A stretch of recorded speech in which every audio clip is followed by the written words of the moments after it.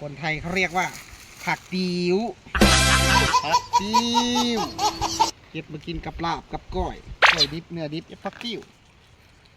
เก็บเมื่อบ้านแผลงบุได้นี่มาเก็บกับหัวหน้าพรเพิ่น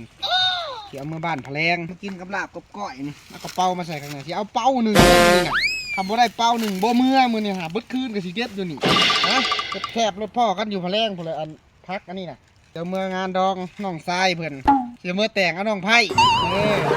น้องทรายเสียเอาเมียนี่เสียเมื่องานน้องทรายได้นี่เดี๋ยวเมื่อผักน้องไผ่ให้น้องไผ่กินได้นี่ฮะโอ้เก็บผักขมิกมานี่โมเมนต์ติ้ว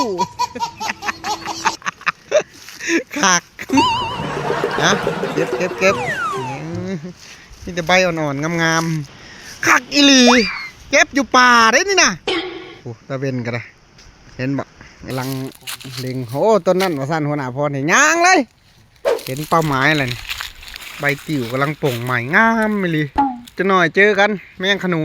นเต็มอายะต้นนี้ฮะต้นใหญ่เลยนี่ฮะพ่อออกแมนต้นอะไรนี่ฝนตกอีกรอบนี้จะว่าออกเลยประจักแมงขนุนกันได้คนเก็บมาสดเลยคนเห็ดเนี่ยคนน้ำมือคนหัวเกี้ยวถุ่มคากงามใบไม้ป่งใหม่เก็บผักสดจากธรรมศาสตร์ผักติ้วบ้านทางอื่นนะคนไทยเขาเอิ้นอะไรก็อะไรผักติ๋วนี่คนไทยเขาเรียกว่าผักติ๋ว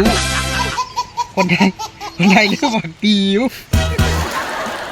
ภาษาไทยเรียกผักติ๋วนะจะบอกให้พอ